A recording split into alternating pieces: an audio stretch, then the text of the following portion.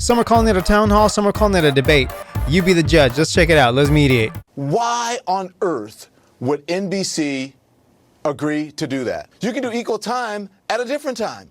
You don't have to do it at the same time and then divide the country further by having them choose. This is an outright embarrassing. No, Don, what's embarrassing is your reaction to the situation.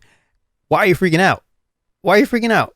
Like, people are going to go watch Trump who want to see Biden. It makes no sense. If people are so adamant about choosing Biden or Trump, they're going to watch Biden or Trump. You know, I personally like to watch both. So I'm going to catch both. You know, I've seen a good portion of both already, and that's just what I do. Don't freak out. You have a problem. You can go watch both. Encourage people to watch both. You can watch them after it. It's not the end of the world. Relax, dude. Go. Ratings ploy on behalf of NBC. And I am shocked and surprised that they would allow the President of the United States to do their programming and manipulate them into doing this. It is embarrassing. Don, of course it's a ploy. Of course it is. What do you think it is? Of course Donald Trump is doing that. That's exactly right. But again, who cares? If somebody's going to vote for Trump at this point, they're going to vote for Trump. Somebody's going to vote for Biden, they're going to vote for Biden. It doesn't matter who they watch. It doesn't matter what they see. You are scared. Why? That's what I want to hear. And Cuomo next to you, just kind of like, yeah, come on, guys. Give us some information. Don't just freak out. Give us some good information. Anyway, let's move on. Now, 10% of the country approximately has had COVID. That means 80, 90%, let's do the math, is still vulnerable. Perhaps it approves of what's called herd immunity. So let's just be clear about it. It also means more deaths. Do you support herd immunity as a strategy? Essentially just let people get sick. If you look at the original charts from original doctors who are respected by everybody, 2,200,000 that 2 people. million figure, though, is if you literally did nothing. People. The 2 million figure is if you did absolutely nothing. The report that predicted millions of deaths in the U.S. alone, which was put together by researchers at the Imperial College London, used 2.4 as the average R0 for the coronavirus. That was based on transmission rates reported early on in China. When they used those numbers to model the epidemic in the US and Great Britain, they predicted that about 2.2 million people in the US and 510,000 people in Great Britain would die without policies to slow the spread. Those numbers aren't as relevant anymore, though, since most countries did adopt physical distancing measures. Not just test and trace, not just clinical care, not just social distancing, not just hygiene, not just masks, not just vaccines. Do it all. And unless we do it all, the numbers you speak about are not only imaginable, but unfortunately and sadly, very likely. So is it if we do nothing, or is it if we don't do everything? Which of the two? That's why at least one major group, the Institute for Health Metrics and Evaluation, or IHME, makes its predictions based on reported deaths instead of R0. The group is based out of Washington, and we know that the US government, at least, is somewhat referencing its model, which might explain why the White House predictions were so different. The IHME team figured that death rates, while not 100% perfect, would still be a more accurate statistic than the number of people who have COVID-19. New York is a mess. They lost almost 40,000 people. They have a lockdown like you've never seen. Now they're open. It's like a ghost town. Let's get to and Savannah, it's very important. People are leaving New York by the thousands. You can't let this continue to go on with the lockdowns. What would your administration do in terms of following the science with real concrete policies that haven't been done by the current administration? All the way back in the beginning of February, I argued that we should be keeping people in China.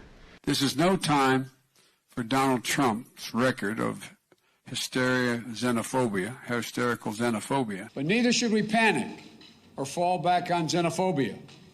Labeling COVID-19 a foreign virus does not displace accountability for the misjudgments that have been taken thus far by the Trump administration. Okay, Joe, so let me get this straight. So in January, you said xenophobia, and we really shouldn't be banning people from China. In February, you said that we should be closing off the borders. Okay, what's wrong with this? What's the issue? Joe, make up your mind. What is it? So which one? Was it that one day before on the 31st you said something? And February 1st, you said something else. We need some answers, man. What is it? Tell me. Oh, I think I know. Here, you give us an answer here. Well, sir, don't the voters deserve to know where you stand? There's no record of you calling for social distancing, limited social gatherings, mandatory masks. Not back then. In January, February. No, in right. January, February. No, that's correct. There wasn't. That came at the end of March. Then we have Amy Coney Barrett. And so what's been going on with her? So finally, the interrogation's over. She's done. She's moving on beyond that. And she actually made it through. Made it out pretty unscathed, I thought. She did pretty well. She's a smart lady. She got through it. Some people are unhappy. Some people are happy. But hey, she made it through. And at this point, you know, this picture tells it all. So she did not need any help, any support. She just kind of went through it, answered all these questions. And she was bombarded with a ton of stuff. It was just ridiculous. It was. I enjoyed listening to Ted Cruz ask her some pretty ridiculous questions. Although, that being said, she was already grilled by everybody else. I thought it was nice to see somebody treat her like a human being.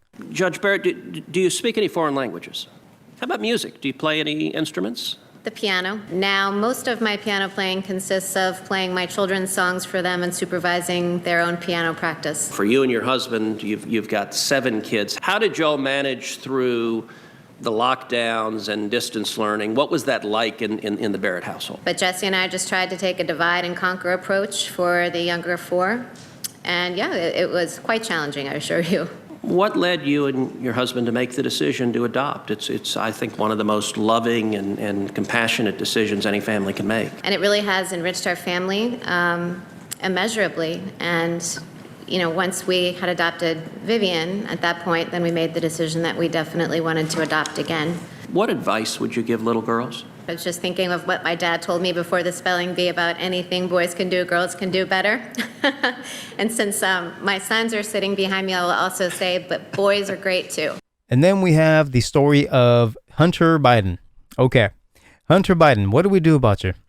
So the New York Post brought out this story that there were tons of emails that were going around, emails that had apparently gotten rid of, and this laptop showed up that was turned in to be worked on. And so it was turned in, they worked on it, somebody made a copy, got this copy over to the people at the White House, they got it, and suddenly they have all this information, including pictures.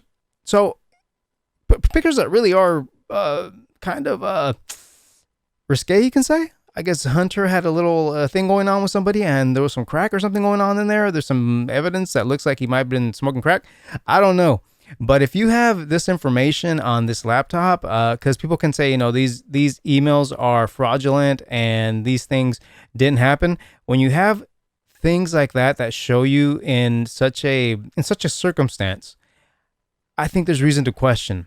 And the New York Post may not be the most reliable, but at the same time, they put it out there. They received the information directly from these people, and there's more evidence than just a few emails. There's pictures, there's stuff. So I think there's something to this. We got to keep watching this. There's crookedness going on here.